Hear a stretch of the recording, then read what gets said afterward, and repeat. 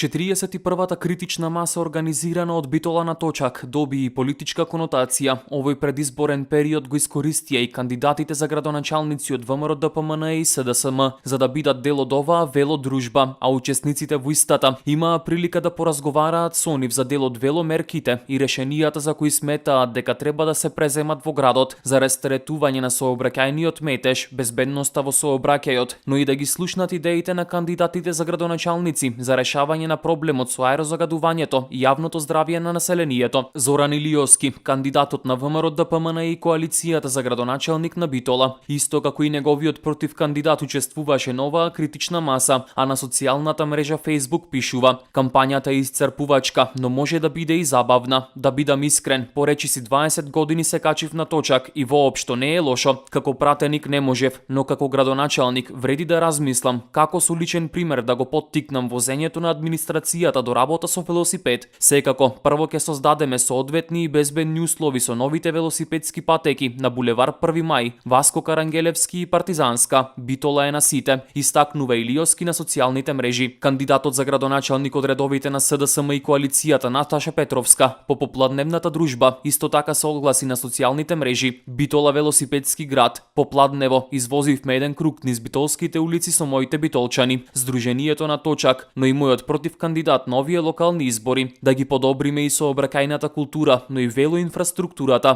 повеќе патеки, повеќе места за паркирање велосипеди. Битола може да стане почист, поздрав, позелен, побезбеден град на крајот од мојот мандат. На Точак на работа, на Точак за рекреација. Возете Точак за ваше здравје и почист воздух во градот, пишува Петровска. Од Битола на Точак информираат дека своите идеи за решавање на проблемите кои ги засегаат оние што користат велосипед како превозно средство, им ги врачија на кандидатите за градоначалници и во пишана форма, со надеж дека наредниот градоначалник или градоначалничка ќе се грижи за сите категории на граѓани учесници во сообраќајот.